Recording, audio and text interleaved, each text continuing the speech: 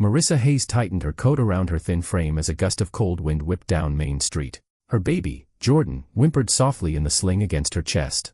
She adjusted him instinctively, shielding his face from the wind with her scarf. Her gloved fingers were stiff, and every step toward Hartwell Market felt heavier than the last. She glanced at the grocery list she had scribbled at 4:27 a.m. in the dim light of her studio apartment, a cracked ballpoint pen dragging across a grocery store receipt she'd fished out of the trash. Formula, if on sale. Diapers, smaller pack. Bread. Peanut butter, skip if greater than $4. Apples, only if good. Eggs. Cough syrup, maybe next week. Her own handwriting looked shakier these days, rushed and cramped like she was trying to hide her needs from herself. Hartwell Market's auto doors hissed open and warm air enveloped her in an almost painful embrace. Inside, she stood for a second under the heater vent, letting her face thaw before she moved forward.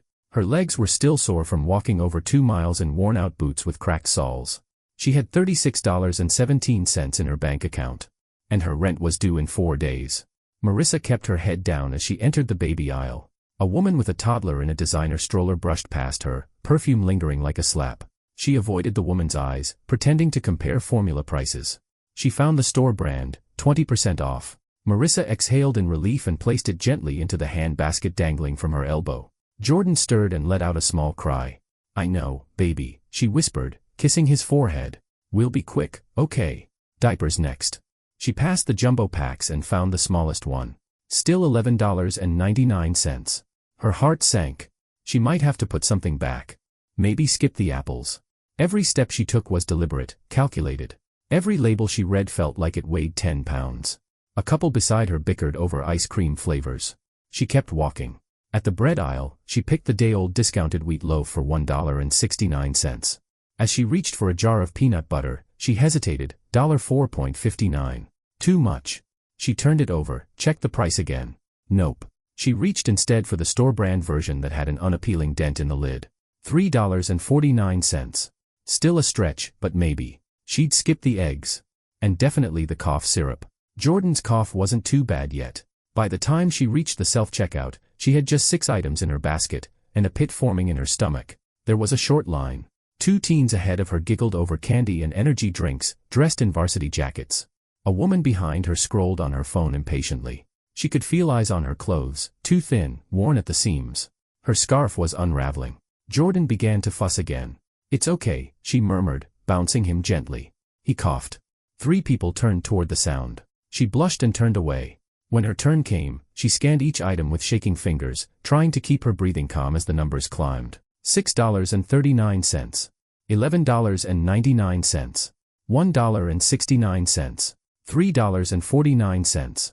99 cents. The total read $31.92.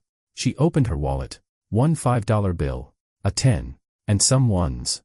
She counted silently. $29. Then dug into the coin pocket and began sorting quarters and dimes. A few pennies. She was still short. She glanced back at the peanut butter. "I guess we'll skip that," she whispered, more to herself than Jordan. Her throat felt tight. The idea of leaving it behind hurt more than it should have. But pride was a luxury she hadn't been able to afford since Jordan was born. She bent down to return the jar, and her grocery list fluttered out of her coat pocket. She didn't notice. But someone else did. Nathaniel Reed stood 6 feet away near the flower section, on a call with his lawyer. His coat was cashmere. His shoes Italian leather. He owned the building they were all standing in, and 3 others on this block. He was here for one reason, to see what was happening in his stores when the cameras weren't running. His grandfather had built Hartwell Market from scratch after immigrating with a 3rd-grade education. Nathaniel was trying, sometimes failing, to stay connected to that spirit. He saw the paper fall. At first, he almost walked past. Then something about the way it gently unfolded on the ground caught his eye. Handwriting. Notes. Circled prices. He bent down and picked it up. It was a grocery list. But not just any list. Each line was laced with desperation. Formula, if on sale. Diapers, smaller pack. Bread. Peanut butter, skip if greater than $4. Apples, only if good. Eggs. Cough syrup, maybe next week. Each note felt like a punch to the chest. He looked up. The woman at the self-checkout was bouncing a baby. Her coat didn't look warm enough. Her hands trembled as she tried to count out coins. She whispered apologies to the machine. And something hit him deep in the gut. His voice caught. "Excuse me," he said gently, stepping forward. She turned, startled. You dropped this, he said, holding out the list. Her eyes widened. Oh, thanks. She looked down in embarrassment. He read her face the way he read profit-loss statements. Except this time, it wasn't numbers. It was fatigue, hunger, dignity trying not to drown in shame. Then he stepped forward and said the words that froze her in place. Don't put anything back. I've got it. She blinked. Wait, what? He smiled gently. I said, I've got it. All of it. No, I can't let you. You can. And you will. He turned to the cashier. Add a $500 gift card, please. The cashier hesitated, eyes flicking between them. Marissa was frozen. Why, she whispered. He looked at her for a long second, like he was seeing something she didn't know was showing. Because once, someone helped me when I didn't even ask. She didn't know what to say. Her mouth opened, but nothing came out. By the time she found her voice again, he was already walking out of the store. He left the list in her hand. And something in her life quietly shifted. Marissa stood in the checkout lane long after the men left. Her groceries were bagged. The receipt printed. But her legs wouldn't move. The gift card, $500, sat in her hand like it weighed 1,000 pounds. It didn't feel real. The cashier, a college kid with a lip ring and sleepy eyes, gave her a small, awkward smile. You good? Marissa forced herself to nod.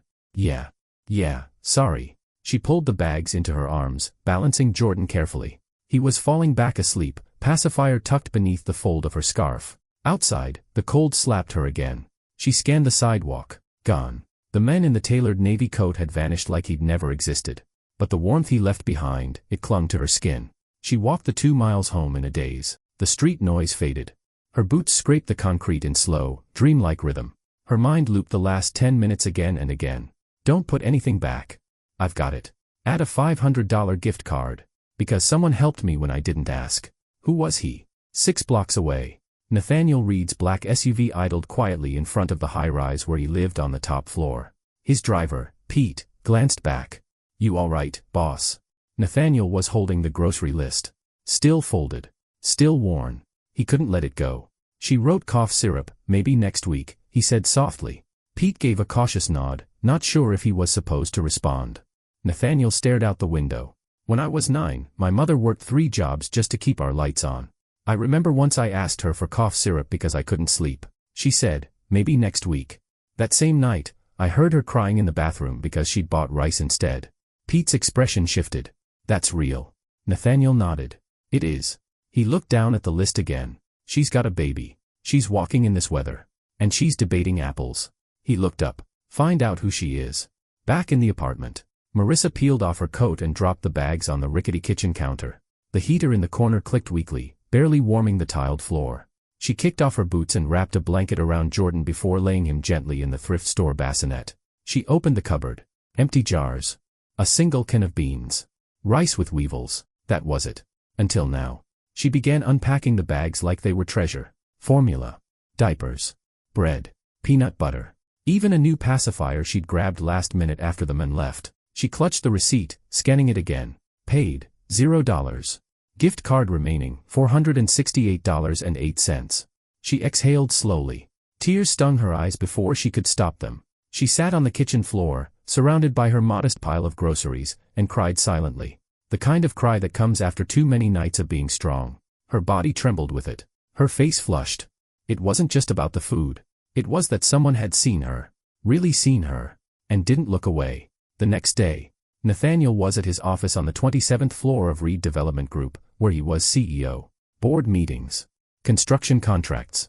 An HR scandal in Miami. The usual. But all he could think about was the woman at checkout 3. He tapped his fingers on the edge of his desk. Her name is Marissa Hayes, said his assistant, Clara, stepping in without knocking. Lives in the Briarstone apartments. Works part-time at a laundromat off Elm. No spouse. No known relatives nearby. Baby's name is Jordan. He looked up. How'd you find her so fast? Clara smirked. You forget who trained me. Nathaniel smiled. Clara had been with him since his first building. She could find a drop of water in the desert if she had to. Thanks, he said. Clara hesitated. You want me to reach out? Offer help? Quietly. Nathaniel shook his head. Not yet. I just want to know her story. Watch. That's all. Clara raised a brow but didn't argue. As she left, Nathaniel stared out the window. The city buzzed beneath him. Lives moved like ants. So many people hurting quietly, just like his mother once had. He didn't want to mess this up. A few days later, the second time Marissa saw him, she was at the laundromat folding towels behind the counter. She looked up when the door jingled. There he was, same suit, same calm eyes, same faint smile. No grocery bags this time. Her heart stumbled. He looked too clean for this part of town. You, she whispered, stepping out from behind the counter. Wait, what are you doing here? He smiled. Checking in. On me. He nodded. I hope that's okay. She blinked. I don't understand. Nathaniel glanced around. The place was mostly empty. A homeless man slept near the dryers. A toddler screamed from the change machine. The floor smelled like bleach and lost hope. You looked like someone who doesn't get help very often, he said. And I think, maybe you deserve more than just groceries. Marissa swallowed. Why would you think that? Because I know that look. That tired, careful look.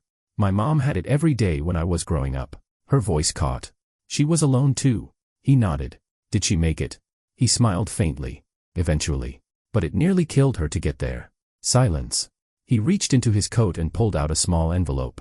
This isn't charity, he said softly. It's a thank you. For what? For reminding me why I do what I do. She hesitated, staring at the envelope. Her pride screamed at her to say no.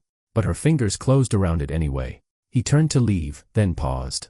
I'm Nathaniel, by the way. Marissa, she replied. He smiled. I know. Later that night. She waited until Jordan was asleep to open it. Inside was a handwritten note on thick, cream paper. When I was a child, a stranger gave my mother enough to breathe. That breath saved my future. Consider this a breath. Use it how you need. N. Below it, a cashier's check for $20,000. Marissa gasped. Her hand flew to her mouth. She dropped to her knees on the floor, legs trembling. She had never seen that much money in her life. Not in her account. Not in her hands. Not even in dreams. She pressed the envelope to her chest and sobbed. Not out of need, out of release. Because something in her life had finally cracked open. For the first time in over a year, Marissa woke up and didn't feel dread in her bones. The envelope with the check still sat on the counter. She had placed it next to Jordan's pacifier like it was some sacred offering. She hadn't cashed it yet, part fear, part disbelief. What if it wasn't real? What if he'd made a mistake? But when she called the number on the bank slip and whispered the name, Nathaniel Reed, the woman on the line didn't even hesitate. Yes, Miss Hayes. The check is valid. Mr. Reed asked that it be available for immediate use. Her hands had gone cold. 2 days later, she went to the bank. In person. Cashing only a part of it, enough to pay 2 months of rent, buy new shoes, fill the fridge, and get Jordan a thick new blanket. She didn't touch the rest. Not yet. It felt too big. Like wearing a dress she hadn't earned. Later that night, as Jordan napped on her chest, she Googled Nathaniel Reed. What came up made her stomach drop. CEO of Reed Development Group. Net worth, $1.3 billion. Developer of Hartwell Markets, Reed Condos, Riverstone Towers. Son of Anthony and Lillian Reed. Widely regarded as one of the city's most private and elusive businessmen. She stared at the screen. That man, the one who picked up her list and offered to pay for groceries like it was nothing, was one of the wealthiest people in the country. And he'd remembered her name. Why? Meanwhile, Nathaniel sat in his penthouse living room, suit jacket off, drink untouched. His phone was open to a picture Clara had quietly taken from outside the laundromat. Marissa folding towels, her baby beside her in a second-hand stroller. Her face soft with exhaustion and love. He wasn't sure what had hooked him. He'd helped people before, paid rent, given scholarships, funded programs. Quiet things. Clean things. Distant things. But this woman, she wasn't a line item. She was real. He could still hear the coins rattling in her palm. Still feel the chill in that store. Still see the way she'd clutched her child like he was all she had left in the world. He didn't want to fix her. He just wanted to keep looking after her. Even if she never knew. The coffee shop. They met again the following week. Marissa was standing in line at Old Town Brew, staring at the menu, debating whether she should treat herself to a latte or just grab a free water and leave. Then she saw him. Nathaniel. At a corner table. Alone. Reading the newspaper like it was 1955. She almost turned and left. But then he looked up. And smiled. Marissa. She blinked. Hi. Wow. You, again. He stood and gestured. Sit with me. She hesitated, heart thudding. But her feet moved before her head caught up. They sat across from each other. Her hands wrapped around a hot cup of cocoa he ordered for her without asking. You didn't have to do all that, she said quietly, nodding toward the window. The check. The groceries. I know. Why'd you? Nathaniel set the paper down. I think sometimes the world puts people in front of us for a reason. Your list, it reminded me of what my mom went through. It reminded me what I've forgotten. What's that? He smiled sadly.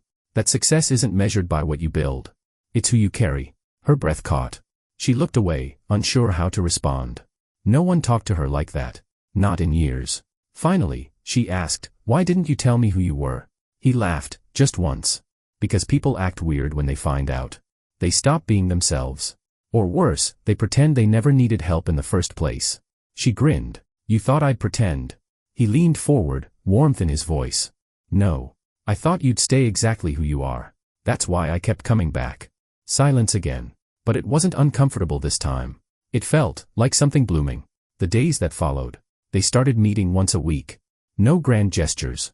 Just coffee. Conversation. Sometimes at the park, sometimes near her apartment. Nathaniel never crossed the line. Never made promises. But he always asked how Jordan was. He always asked if she was okay, not just surviving.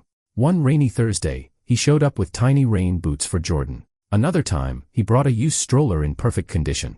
I saw it in a window, he said casually. Figured yours might be too small soon. She didn't argue. She just said thank you. And for the first time in months, she meant it without shame. One evening at the park. They were sitting on a bench while Jordan babbled in the grass. Marissa asked, can I ask something kind of personal? Nathaniel nodded. Why aren't you married? He smiled. Tried once. Didn't work out. She wanted the life, not the men. I find that hard to believe. He shrugged. Wealth can be a wall just as much as it's a door. Marissa looked down. And now? You just give away checks to strangers with babies. Nathaniel grinned. Only when they drop grocery lists like poetry. She laughed, cheeks pink. It wasn't poetry. Yes, it was. Every line was a prayer disguised as a product. She didn't speak for a moment. Then, you're not like I expected. And what did you expect? I don't know. Arrogant. Polished. Cold. Like, made of glass and steel. He chuckled. I used to be. What changed you? His smile faded. Loss. My mother. Then my sister. Years apart. But both sudden. Her face softened. I'm sorry. He nodded. Grief made me richer than money ever did. It taught me how to see people. Not just past them. Marissa swallowed hard. Then she reached out and gently touched his hand. He didn't pull away. And for the first time since this strange, beautiful encounter began, something unspoken passed between them. Not charity. Not gratitude. Not pity. Something human. Something real. It had been 3 months since the grocery store. 3 months since Marissa's life quietly turned a corner she never thought she'd reach. The fridge wasn't full, but it wasn't empty. Her landlord no longer slid eviction notices under her door. Jordan had new shoes, a real crib, and a soft glow in his cheeks that came from sleeping warm. And Nathaniel. He was no longer just the man from the store. He was part of her rhythm now. He'd stop by when he could. Helped her enroll Jordan in a nearby daycare. Talked her through the messy world of applying to a nursing assistant program she'd once given up on. But as light crept in, so did the fear. Because in her gut, Marissa had always known that joy comes with an expiration date. And when things are good, too good, something always knocks on your door to collect. And one Wednesday morning, it did. The knock. She was feeding Jordan oatmeal when it came. 3 short raps on the door. She opened it with hesitation, and froze. Officer Mitchell. Not a stranger. He knew her name. He used to patrol her building when she still lived with Darren. Back when yelling was the soundtrack of her nights, and bruises were covered with long sleeves. Ms. Hayes, he said calmly. Can we talk? Her stomach twisted. What is this about? It's your ex Darren Moss. He's out. Marissa felt the world tilt. No. He's in jail. Released last week, Mitchell said gently. He's been asking about you. Her hands went to Jordan instinctively. Are we in danger? She whispered. The officer shook his head. Not directly. But, he knows you live in Briarstone. He's been seen around that corner store on 5th. The same one Nathaniel sometimes walked her home from. I thought you should know, Mitchell added. We're keeping an eye out. She nodded, frozen. The moment he left, her legs gave out. She sank to the floor and held Jordan like the world might split open.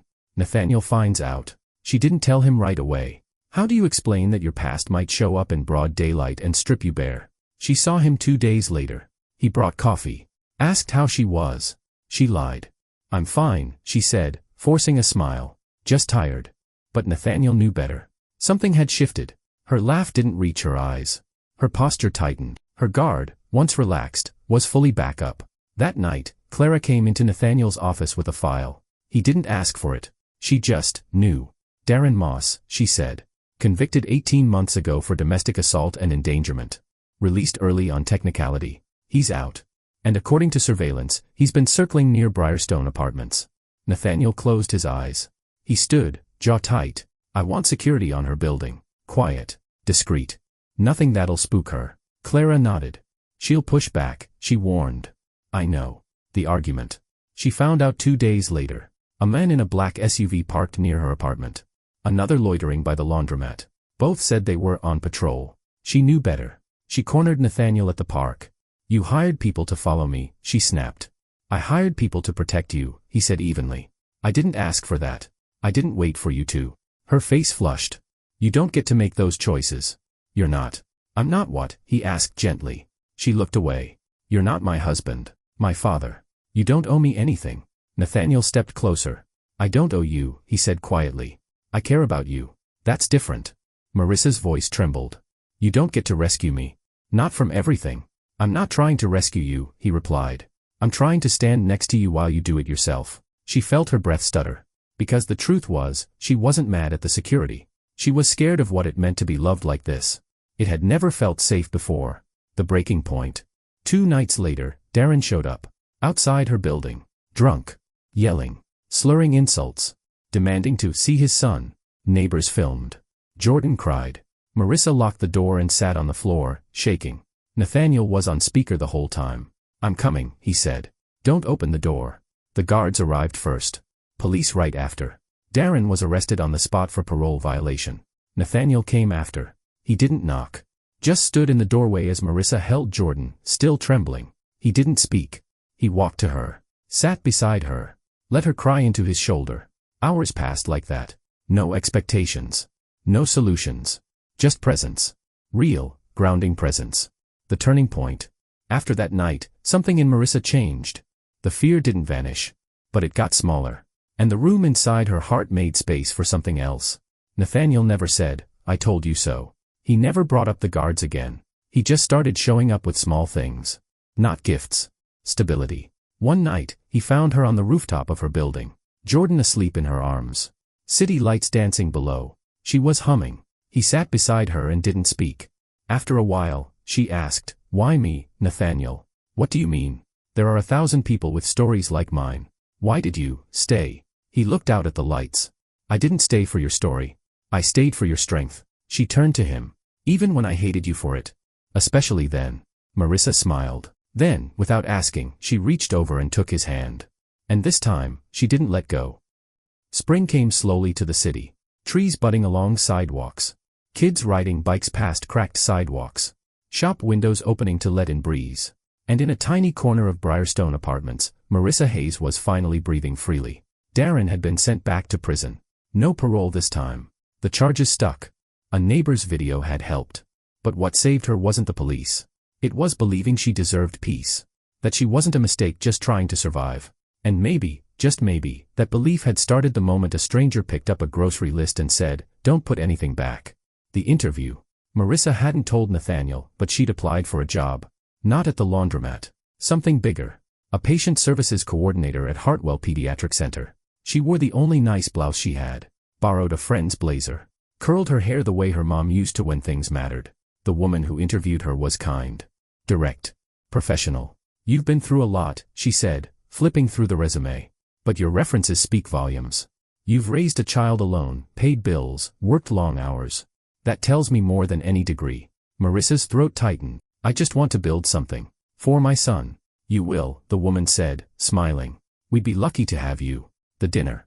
Nathaniel invited her and Jordan to dinner the day after she got the call. He rented out the rooftop of a small bistro overlooking the river. Nothing flashy. Just string lights, jazz, and space to breathe. Jordan wore suspenders and a bow tie, giggling as Nathaniel fed him tiny bites of grilled chicken. Marissa watched them, and felt a strange ache she hadn't let herself feel in years. Hope. Not fragile. Not borrowed. Real. Did you hear back? Nathaniel asked. She smiled. I got it. He beamed. Marissa, that's amazing. I start next week. It's part-time for now, but with benefits. Nathaniel leaned back, nodding. I knew they'd see what I saw. She looked at him, searching. What do you see? He didn't blink. A woman who rebuilt her life with nothing but grit and grace. A mother who never once stopped fighting. A person who doesn't need saving, but deserves everything good anyway. Tears touched her eyes, but she smiled through them. I'm not used to compliments like that. Get used to it. They laughed. And for the first time, neither of them looked away. The question. Later that night, walking her home, Jordan asleep in Nathaniel's arms, Marissa turned and asked, "Why didn't you just write a bigger check? You could have changed everything that day. Made it easy." Nathaniel looked at her gently. She was the woman who'd lived it, and turned it into a future. The grocery store, revisited. One day, after picking up diapers and cereal, Marissa stood at checkout line 3. Jordan tugged at her coat. A woman ahead of her had 3 kids and a torn list in her hand. She kept checking prices, whispering to herself. Marissa saw the panic in her eyes. And she stepped forward. "Don't put anything back," she said. "I've got it." The woman froze. "What?" "No, But Marissa just smiled and tapped her card. "Someone did the same for me once," she said. "Changed everything." And as she handed the woman her receipt, she slipped a folded copy of that original list into her palm. Because some miracles are meant to be passed forward.